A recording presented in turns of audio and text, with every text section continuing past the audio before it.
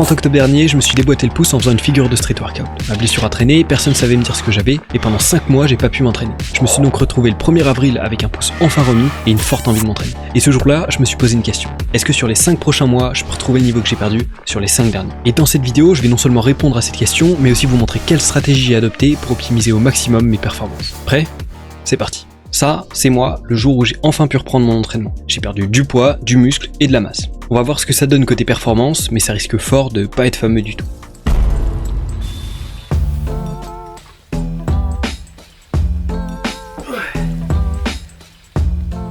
Je pensais vraiment pas avoir perdu autant en straddle planche. On va tenter le front.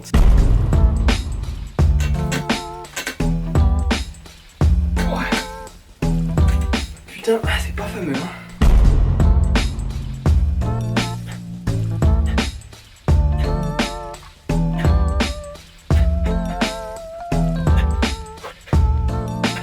On va aussi prendre des mesures pour avoir un maximum de points de repère, et après ça, on va pouvoir commencer à s'entraîner. Alors à gauche, on est à 32 cm, un peu moins, 31,5 de ce côté-là à droite, et 112 cm. On va chercher un petit 73, 102 cm. Pour ceux qui ont vu la première vidéo de ma chaîne, vous savez que je suis parti sur une approche de prise de masse sur les 2 premiers mois. On va pas revenir dessus en détail parce que la vidéo est un morceau à part entière qui mérite d'être vu séparément, et d'ailleurs vous semblez l'avoir énormément apprécié, et je vous remercie pour ça.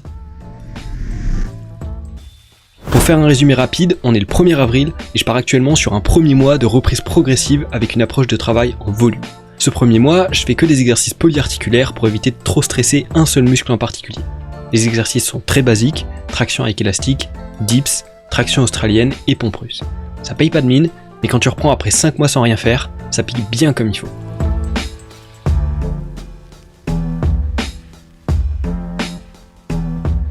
Nous voilà désormais en mai et j'ai décidé de faire un travail un peu plus spécifique. J'ai décomposé en 2 séances, une de tirage et une de poussée.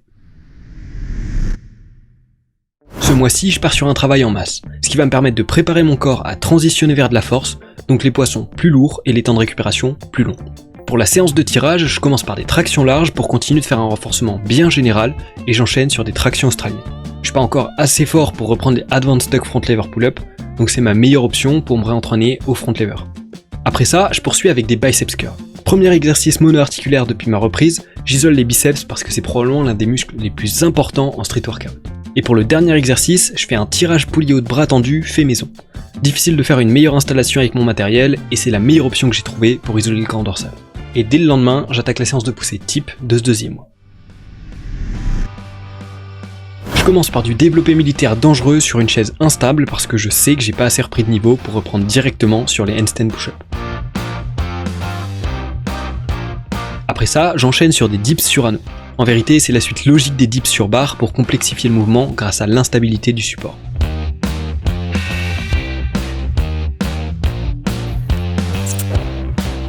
Après ça, c'est élévation frontale bras tendu. Le fait de pas plier les bras, quitte à mettre moins de poids, c'est principalement pour avoir un meilleur transfert vers une des figures que je cherche à récupérer, la straddle planche. Et finalement, le dernier exercice de la séance, c'est les triceps extensions. Je pars là-dessus parce que je nourris l'espoir d'un jour réussir à faire les Impossible Dips, et ça doit être un des exercices qui tape le plus dans les triceps. Maintenant qu'on arrive au 3e mois, on va pouvoir prendre un peu plus notre temps. Encore une fois, pour tous les choix détaillés et toutes les progressions qui concernent les 2 premiers mois, je vous invite vraiment à aller voir la première vidéo, je vous laisse le lien en description. De notre côté, on est le 4 juin et il est temps de voir si la prise de masse m'a fait récupérer un peu de force.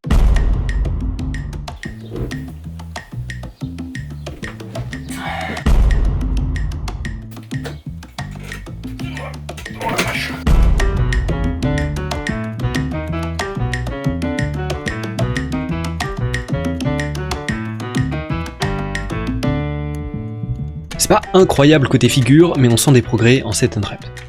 Ce 3e cycle, il sera à l'intermédiaire entre du travail de masse et de force. On va donc augmenter les charges et les temps de récup, mais diminuer le nombre de reps. Mon plan, c'est de continuer à augmenter le stress physique progressivement pour aller vers un travail de force de plus en plus spécifique sur les 2 derniers mois. C'est le premier entraînement de ma vie que je vais faire avec le hockey, donc peut-être que je vais interrompre mes phrases volontairement sans faire exprès.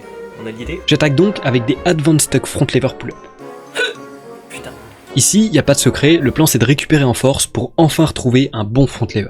Je fais 5 séries de cet exercice pour forcer mon corps à rester fort malgré la fatigue sur ce mouvement. Après ça, je passe sur des tractions lestées à 10 kg. 10 kg c'est pas énorme et c'est loin d'être du travail en force, mais c'est la première fois que je me leste depuis un bail, donc mon nombre de reps est plutôt bas. Ici aussi, je fais 5 séries parce que l'exercice bosse l'ensemble des muscles de tirage, alors je veux maximiser son importance dans la séance.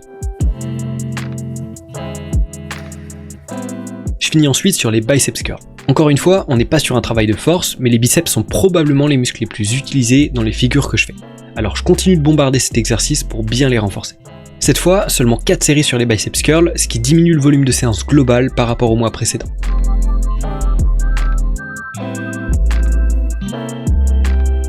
Vous l'aurez sûrement remarqué, mais je fais que 3 exercices sur les séances de tirage, et ce sera aussi le cas sur les séances de poussée. L'objectif c'est de faire des séances plus nerveuses mais moins volumineuses pour laisser mon corps récupérer et s'adapter sur les exercices clés. En parlant de séances de poussée, dès le lendemain, je commence avec des tuck planche push-up.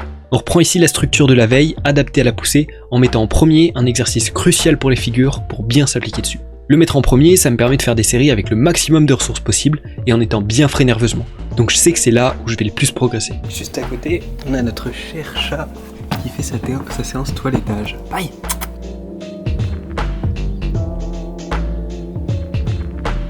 Tout comme hier, le deuxième exercice travaille la force globale avec des dips russes pour faire un travail bien couplé sur l'ensemble des muscles de poussée.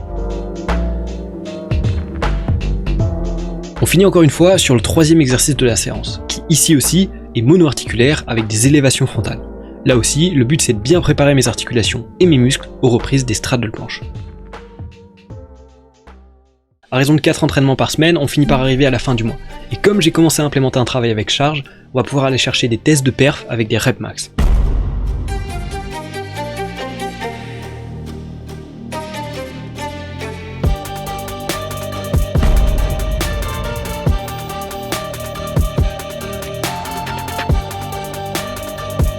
Oh, je suis impressionné. Ça glow up là.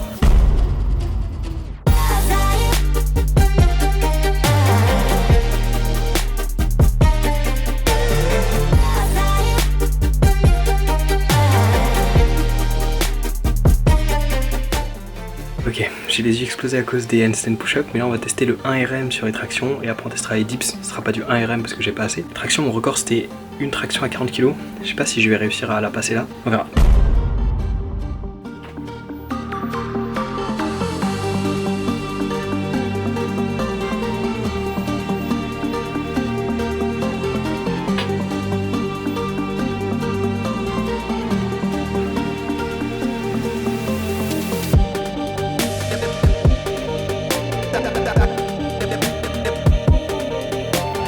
Bon, 40 il passe pas, on va essayer 37,5.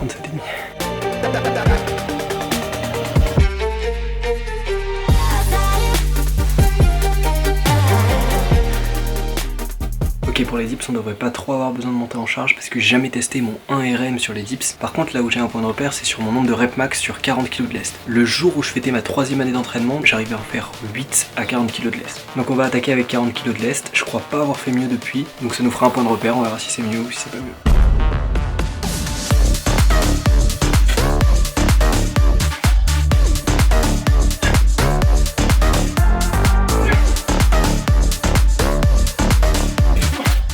Ok, j'aurais peut-être pu passer la 6ème et ça me faisait vraiment mal au niveau des épaules et des clavicules donc j'ai préféré pas insister. Mais ouais, les sensations sur les dips très lourdes comme ça, relativement à mon poids de corps on va dire, j'aime pas du tout. Donc c'est pour ça que j'en fais jamais des très lourds. En général je dépasse jamais 20 kg de lest sur les dips. Mais voilà, 5 reps pour 40 kg.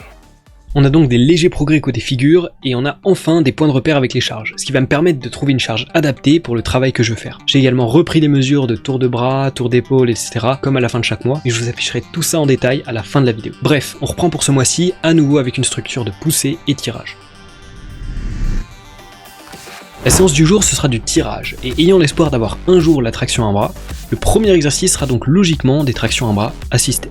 Faut savoir que j'ai un vrai passif avec cet exercice parce que j'ai passé une traction à un bras pour la première fois en juillet 2020. Et depuis j'ai été incapable de la maintenir de manière consistante.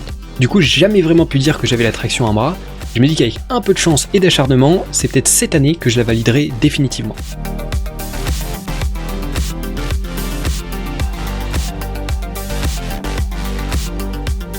Bref, après ça, on part sur des tractions lestées à 20 kg pour faire un travail en force et en renforcement global. Ça va m'aider sur absolument tous mes objectifs en tirage, donc c'est parfait. Et après ça, tout comme le mois dernier, le troisième exercice sera le dernier de la séance, et je pars sur le classique Advanced Tuck Front Lever Pull-Up pour transférer les gains sur le front lever.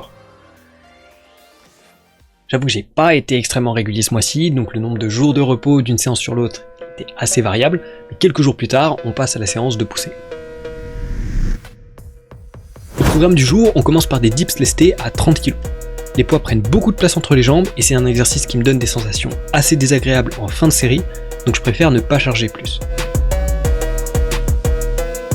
Après ça, place au tuck planche push-up qui, comme vous vous en doutez, ont pour objectif un transfert de force direct vers la straddle planche. Une fois que c'est terminé, j'enchaîne sur des handstand push-up. J'adore cet exercice même si je progresse assez peu dessus, mais je sais qu'il travaille très bien les épaules et les triceps, donc j'en profite un maximum. Et pour la poussée, j'aurai 4 exercices ce mois-ci, donc je finis avec des élévations frontales pour bien finir les deltoïdes antérieurs et encore une fois bosser sur ma straddle planche. Sur les 2 derniers exercices, je fais une série de moins que sur les 2 précédents, parce qu'ils ont moins d'impact sur la force globale que j'essaie de développer.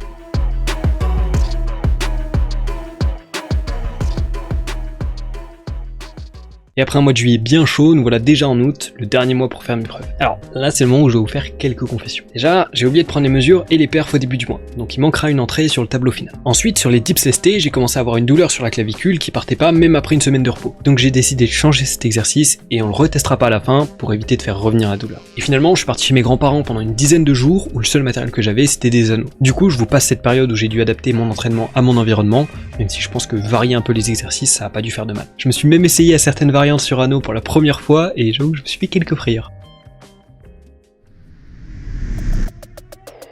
Bref, de retour chez les grands-parents, ce mois-ci c'est le moment de concrétiser les acquis. On va globalement rester sur une structure assez similaire au mois précédent, mais vous avez pu remarquer que cette fois sur les tractions à bras assistés, je fais pas de boucle avec l'élastique, donc l'assistance est beaucoup plus basse. Et on a encore une fois une différence assez importante entre le côté droit et le côté gauche.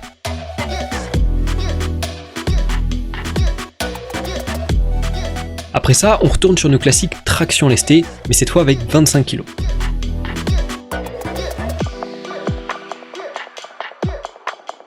Et finalement, on conclut avec les incontournables Advanced Tuck Front Lever Pull-Up. Pour être honnête, si j'ai décidé de garder cette structure du mois d'avant, c'est parce qu'en termes de sensation et de fraîcheur du corps d'un exercice sur l'autre, je la trouve absolument parfaite. Je m'explique. On commence avec un exercice sur un bras, donc où on a 2 fois moins de points de force que d'habitude. Après ça, je passe sur du travail lesté. Donc même si je retrouve un bras, mon poids global a augmenté. Mais pour autant, il n'a pas doublé. Donc j'ai quand même plus de facilité que sur le premier exercice. Et finalement, sur le dernier exercice, je suis tout simplement au poids de corps. Mais c'est quand même un exercice compliqué. Bref, tout ça pour dire que à chaque exercice, l'intensité est importante, mais j'ai l'impression de me sentir déchargé par rapport à celui d'avant. Du coup, je garde une certaine fraîcheur mentale et musculaire. Et dès le lendemain, on passe à la dernière séance de cette vidéo, avant le test de performance finale. Cette fois, petite variation par rapport au mois de juillet, je commence la séance avec des full planches assistées. Je sais que c'est le dernier mois pour récupérer la straddle planche, alors je lésine pas sur les moyens. Après ça, je passe au Impossible Dips assisté. Ma forme est largement améliorable et dans l'idéal j'aurais aimé continuer les dips lestés, mais comme je vous l'ai dit, ma douleur à la clavicule m'a forcé à trouver une autre variation. Après ça, encore une fois, je me retrouve sur des tuck planches push-up où je sens bien la progression depuis les mois précédents. Et finalement, on va conclure sur des handstand push-up, encore une fois pour la force globale. Et nous voilà arrivés à l'issue de ces 5 mois, on va regarder un petit peu mes mesures, à quoi je ressemble, et surtout mes perfs, c'est ça qui va nous intéresser le plus dans le cadre de cette vidéo. Et encore une fois, j'en profite pour te rappeler que je suis coach sportif diplômé, donc si jamais tu recherches du coaching sportif ou des programmes d'entraînement, n'hésite pas à faire appel à moi, le lien est dispo dans la description.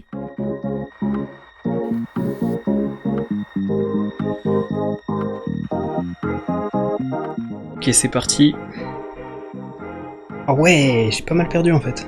Je vous affiche le graphique de l'évolution de mon poids à l'écran, et de notre côté, on passe directement aux mensurations finales. Alors, côté bras gauche, on est à 34 cm, on a redescendu un petit peu. Bras droit, 33,5. Mais frère, je comprends pas pourquoi je suis toujours en dessous. 118 cm pour le torse, 72 ici, on a perdu un petit peu, et 103 cm ici. Donc on a perdu un petit peu partout, c'est pas énorme, c'est pas dramatique, mais en même temps j'ai perdu un petit peu de poids, donc je pense qu'en termes de ratio, on est plutôt équivalent. Maintenant, ce qui va être intéressant, c'est de voir si, en ayant perdu un peu de poids, est-ce que mes perfs se sont améliorés du coup à côté.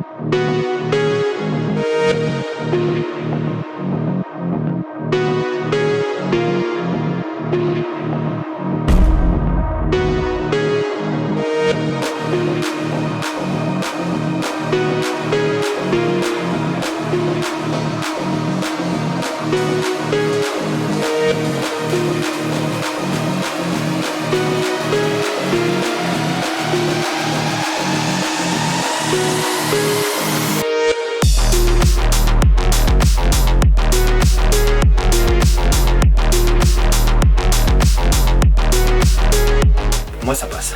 Je peux pas faire mieux que ça comme angle de caméra. Après c'est la deuxième tenta donc pas sûr que ça passe. Mais là si ça passe c'est bon, c'est validé sûr et certain.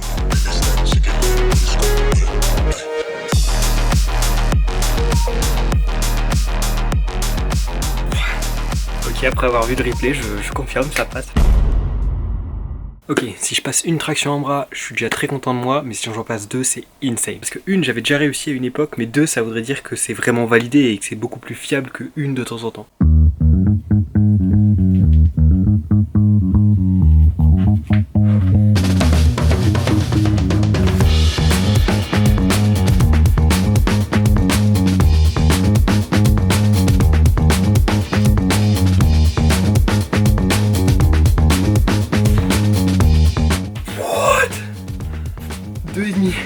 J'ai dû replacer ma main parce que je commence à perdre du grip. Mais oui, on va faire. Faut voir la gauche, faut voir la gauche. Putain, la diff elle est énorme. On peut donc clairement dire que c'est une réussite, parce que côté mesure, j'ai des légers progrès par rapport à là où j'ai commencé, mais surtout côté performance, je suis au meilleur de ma forme avec un niveau même meilleur que celui que j'avais avant de me blesser. Bref, je suis très fier de ces 5 mois et j'espère que t'as apprécié suivre mon évolution. Si c'est le cas, je t'invite à t'abonner à la chaîne pour pas rater des prochaines vidéos, et si t'as besoin d'un coach sportif, n'hésite pas à faire appel à mes services, lien dispo en description. Sur ce, on se dit à la prochaine.